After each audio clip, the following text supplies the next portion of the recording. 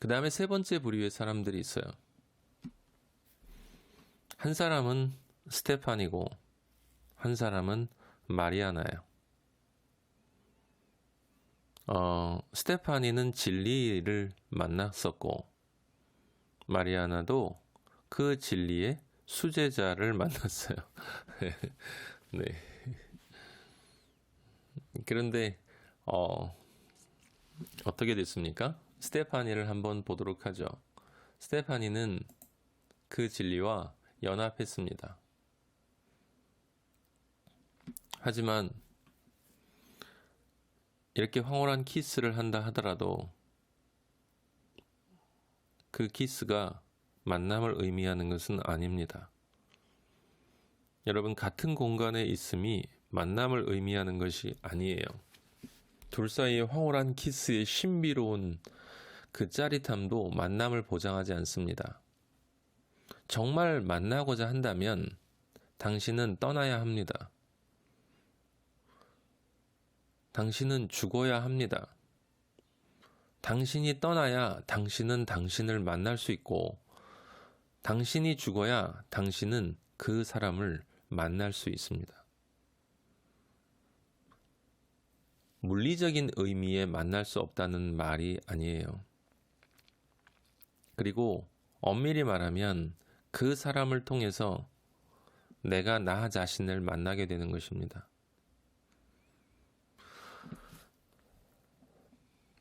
스테파니는 진리를 만났습니다. 하지만 다른 선택을 했어요. 그리고 인생의 마지막에 그 진리의 말을 다시 회상하며 회환해졌습니다. 그 사람은 젊어서 죽었고 이 사람은 이렇게 나이 들어서까지 살고 있습니다. 죽지 않고 오래 살았으니 행복한 것일까요? 불쌍한 것입니다. 진리가 나에게 왔는데, 빛이 나에게 왔는데 그 진리를 외면하고 그 빛을 거부하고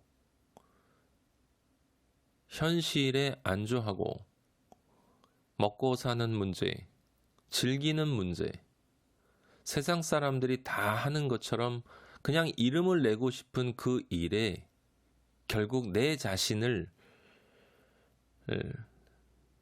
다시 안주시키고, 그렇게 해서 이렇게 정원이 있는 아늑한 좋은 집에서 분위기 있게 사는 것, 나이 들어서까지, 그건 물고기 썩은 대가리를 찾아다니는 인간들이 가장 선망하는 인생입니다. 그래, 나이가 60, 70, 80 먹으면 전원에 있는 조용하고 우아한 집에서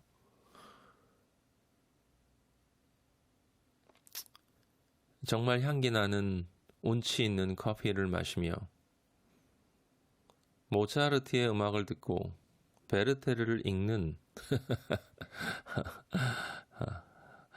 정말 웃기는 생각이에요. 다 죽습니다, 여러분. 우리는 한 번 태어나서 한 번 살고 한 번 죽습니다. 얼마나 길게 살았는가, 얼마나 편안하게 살았는가는 우리 인생엔 전혀 중요한 것이 아닙니다. 정말 중요한 것은 우리가 어떤 존재로 살았는가예요. 아마데오의 말처럼 그것이 얼마나 짧은가 긴가는 중요한 것이 아닙니다. 정말 살아야 할 존재로 살았는가? 지금 내가 2016년에 9월의 어느 날 이 하루를 내가 보내며 지금 이 순간에 만약 나의 세월호가 나에게 온다면 나는 내가 살아야 할 그 존재로 살았는가? 나는 결코 포기할 수 없는 그것을 지금 분명히 간직하고 있는 것인가? 라는 그 질문에 그래, 라는 답을 할 수 없다면 나는 인생을 헛되이 살고 있는 것입니다. 이 여인도 조금 있으면 자신의 세월호를 만나겠죠. 죽음은 끝이라면 뭐 상관이 없을 거예요.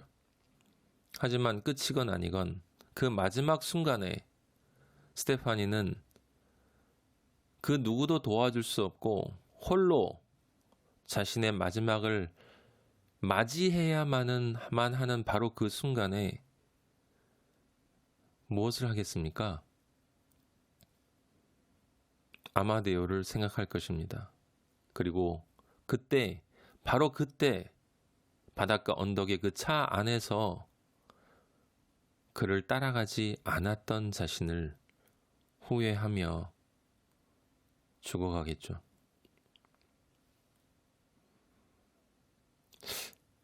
근데 스테파니에 대비되는 인물이 있어요. 바로 마리아나입니다. 여러분, 이 영화에서 마리아나는 그렇게 부각이 되지 않는데 사실은 굉장히 중요한 인물입니다. 왜 그런지 아세요? 어떻게 살았는지는 잘 모르지만 이 여인의 말을 가만히 들어보면 사실은 마치 이미 진리를 알고 있는 어린 왕자 같거든요. 아까 제가 말씀드렸던 그 마지막 열차 앞에서의 장면, 그때 마리아나는 어떤 역할을 하고 있는지 아세요? 그리고리우스에게 이야기를 하는 거예요. 당신 이제 비로소 진리의 옷을 입고서 다시 벌거벗으려고 해? 벗지 마. 벗지 마. 소리치는 거죠. 그게 떠나지 말라는 말입니다. 다시 돌아가면 정말 소중하고 보배로운 이 진리 안으로 당신은 들어올 수 없습니다. 진리의 옷을 벗지 마세요. 그냥 나이 들어서 혼자 사는 여인이 이제 남자가 마음에 드는 남자가 생겨서 그냥 떠나보내고 싶지 않은 마음일 수도 있어요. 그건 육의 관점에서 그냥 피상적으로 눈에 보이는 대로 관찰한 여성이고요. 중요한 건 이 남자에게 전달되어진 그 의미를 생각하면 이 여성의 외침은 어린 왕자의 외침이에요. 그것을 정확히 보여주는 또 다른 장면이 영화에 있는데요. 그게 바로 뭐냐면 이 남성의 그레고리우스의 안경이 부서져서 안과 의사인 이 마리아나에게 찾아왔던 장면이에요. 근데 정말 재미있습니다. 감독이 이걸 알고 아니면 소설가가 이걸 이렇게 원작에 이렇게 알고 썼는지 모르겠는데 여러분 요 안과에서 장면을 가만히 보면 마리아나가 이 남자에게 이것저것 안경알을 끼워주고 자 이름은 어떠세요? 잘 보여요? 자 요거는 어떠세요? 이러면서 초점이 잘 맞나요? 라고 이렇게 정말 잘 볼 수 있는 안경을 맞춰주는 장면이 나와요. 제가 지금 뭐라고 했습니까? 이 여인은 이 남자가 잘 볼 수 있도록 도와줍니다.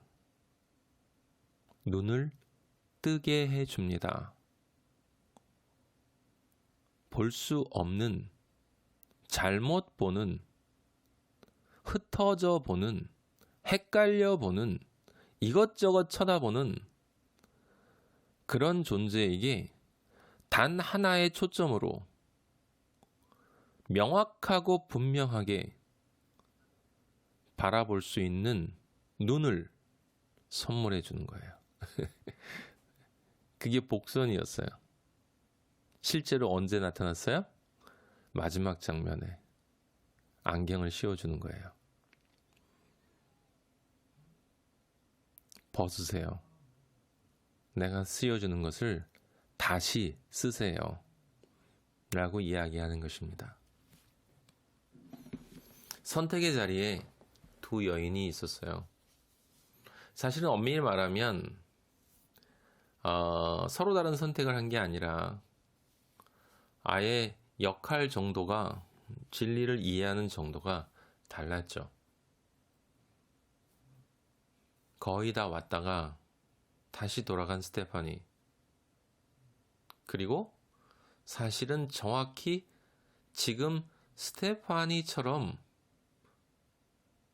거의 다 와서 이제 그를 만났고, 아마데오를 만났지 않습니까? 그리고리우스가 만났음에도 불구하고 나는 당신과 함께 떠날 수 없어요 라고 했던 스테파니처럼 나는 이 진리와 함께 갈 수 없어요. 다시 스위스로 돌아가 일상적인 삶으로 돌아갈 수밖에 없네요 라고 하고 있는 그 그리고리우스에게 잘 볼 수 있도록 안경에 초점을 맞춰주고 있는 존재. 그럼 지금 마리아나가 누구의 역할을 하고 있는 거예요? 네, 아마데오의 역할을 하고 있는 것입니다.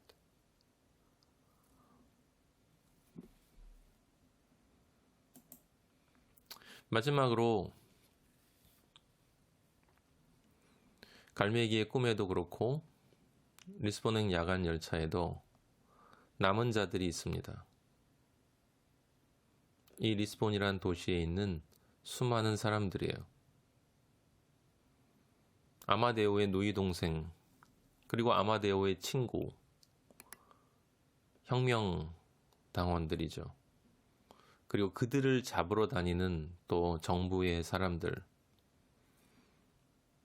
그 사회로 따지면 갑들이 있고 을들이 있고, 그들과 관계없이 진리만을 바라보는, 아마데오만을 바라봤던 여동생이 있어요. 근데 신기한 것은 그들은 서로 대적하기도 하고 무관심하기도 하고 여러 가지 관계 속에서 살아가는데 모두 다 하나의 공통점을 가지고 있다는 거예요. 그건 뭐냐면 모두 다 장님들이라고 하는 거죠. 가장 심각한 존재는 바로 이 여동생이에요. 그는 오빠를 그 오빠의 존재로 본 것이 아니라 자기가 보고 싶은 오빠로만 봤어요. 언더스탠드를 있는 그대로 내가 밑에 서서 언더스탠드해서 바라본 게 아니라 오빠를 내가 밑에 세워놓고 그 오빠가 내가 원하는 그 존재로 남아있기를 바랬던, 나이 들어도 어딘가를 바라보고 있지만 사실은 무엇을 바라봐야 할지, 어디를 보아야 할지 뭔가 모를 그리움은 남아있는데 이게 뭔가 안타까운 삶이죠. 다른 사람들도 똑같아요. 무엇을 위해서 자신들이 생각하는 선과 악, 자신들이 생각하는 정의와 불의, 자신들이 생각하는 진리와 비진리를 따라서 나름대로 몸부림치면서 살았던 그들이지만 그들은 다 앞을 못 보는 장님들이었었어요. 스쳐 지나간 존재들, 남은 자들, 진리가 와도 빛이 와도 아무 관심이 없는 자들, 아니 오히려 그 빛 앞에 벽을 세워놓고 절대 너는 나에게 비추지 못해 라고 이야기하며 그 진리를 이해하길 거부한 사람들.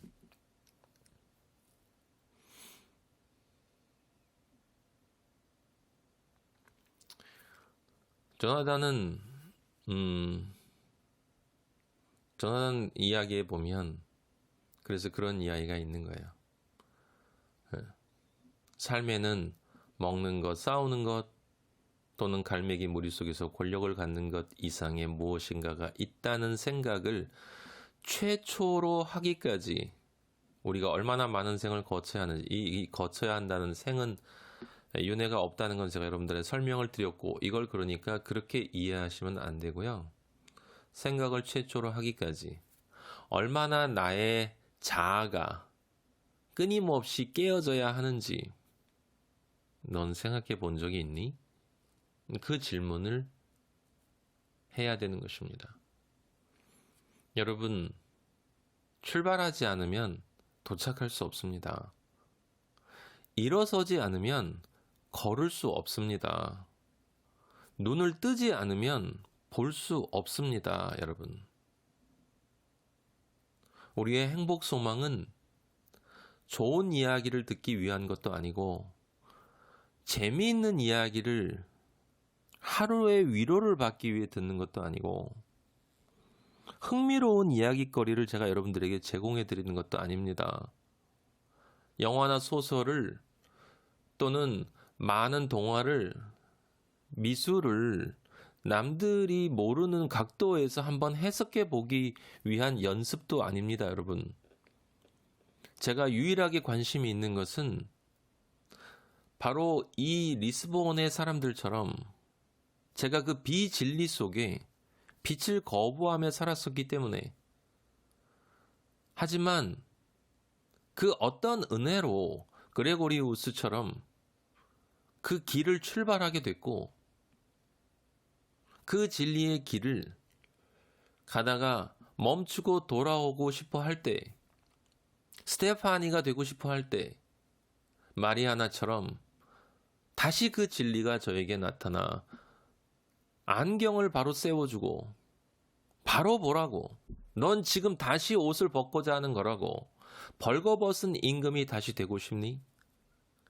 라는 그러한 자극을 통해 새롭게 일어나, 내가 선택한 이 길, 결코 포기할 수 없는 이 길 가야만 하겠다고, 아마데오의 삶을, 그는 도착했는지 알 수 없지만 저는 분명히 지금 도착했고, 제 안에 진리가 있기 때문에, 제 안에 행복이 있기 때문에, 제 안에 사랑이 있고 평화가, 자유가 있기 때문에 여러분들도 그런 존재가 되시기를 간절히 바라는 마음으로 이것을 하는 것입니다.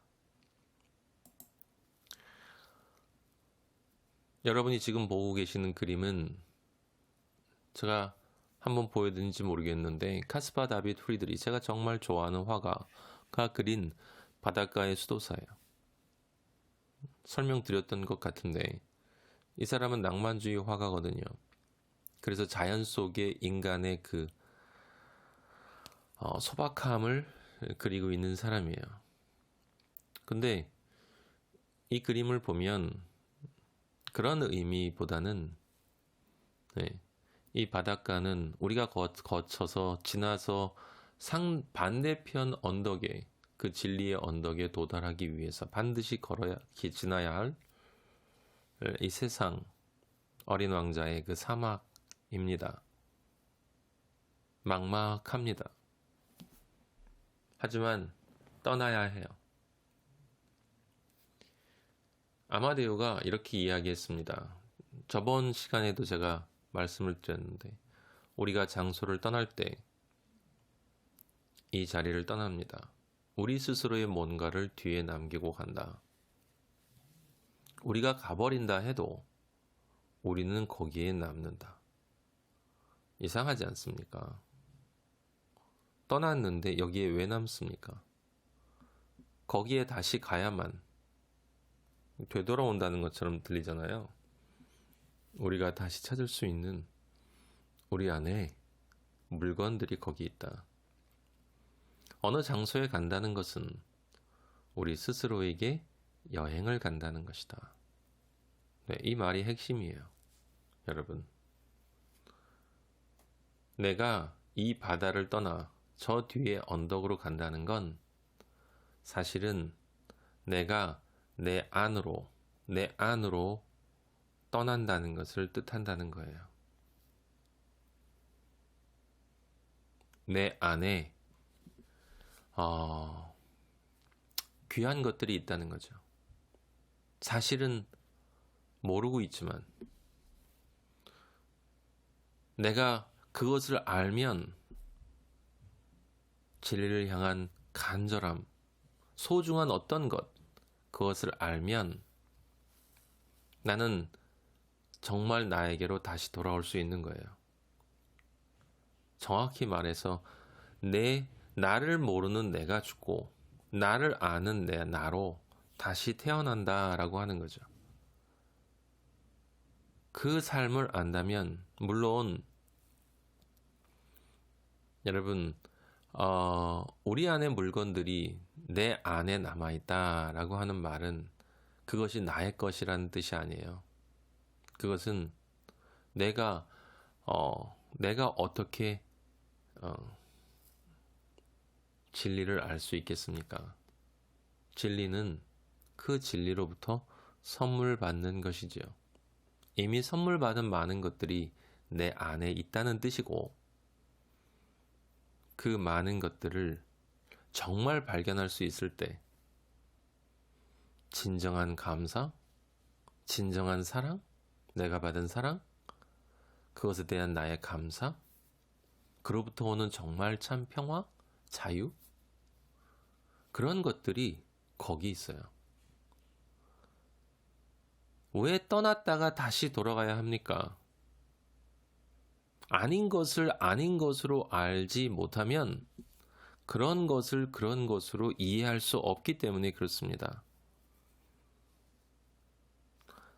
집을 떠나봐야 개고생인 걸 알고 집이 좋은 걸 알아 다시 돌아오는 것과 같을 때 그때 그가 집이 좋다라고 생각하는 것은 처음에 집이 편하다라는 것과 나중에 그 개고생을 하고 다시 집에 돌아왔을 때 집을 대하는 것과는 다르잖아요. 네, 그것을 이야기하는 것입니다. 도착하기 위해 반드시 떠나야 한다는 거예요. 그 진리를 알면 그 인생이 얼마나 짧은지는 상관없는 거죠. 맞습니다. 여러분, 진리는 절대로 추상적인 것이 아닙니다. 이 영화를 보면 제가 많은 평론을 봤는데 여기 나와 있는 명대사들이 사람들이 명대사라고 하더라고요. 명대사가 아니라 그냥 일반적인 말들입니다. 그것이 무엇을 의미하는지를 구체적으로 설명하는 사람을 제가 보지 못했습니다. 그냥 뭔가 좋네, 뭔가 여운이 남네, 뭔가 생각하게 해주는 것들이네. 아니요.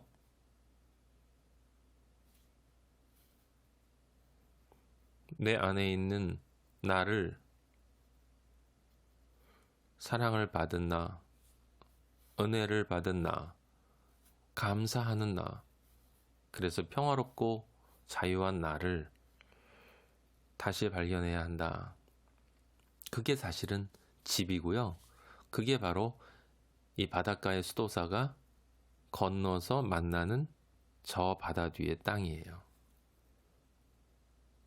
공간적으로는 떨어져 있지만 사실 진리 차원에선 같은 존재인 것입니다. 예. 처음 이 이야기를 시작할 때 여러분들에게 보여드렸던 그림이 있어요.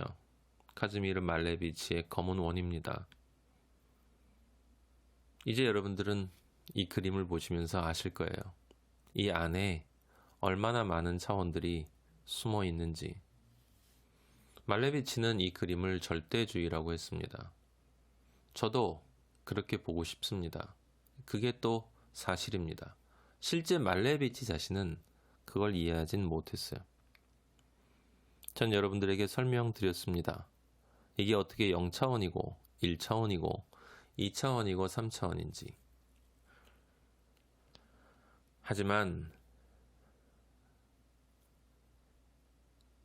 단순히 거기에 머무는 게 아니라 이 검은 원은 실제 최종적이고 종국적인 그 하나의 점, 그 하나의 점, 절대 진리일 수 있다라는 것입니다. 여러분, 점심이라는 말 아시잖아요. 점심은 한자입니다. 아침과 저녁은 한자가 아니고요. 점심은 밥 먹는 걸 뜻하는 게 아닙니다. 점점자에 마음심자예요. 점심은 마음에 점 찍는 것입니다. 진리의 점을 찍는 것입니다. 그 진리의 점을 찍은 사람은 그 뒤에 남겨놓은 모든 차원들, 그것들이 다 하나로 그 진리 안에 용해되어 버립니다. 조나단이 꿈꿨던 것이, 갈매기의 꿈이 바로 그거였습니다.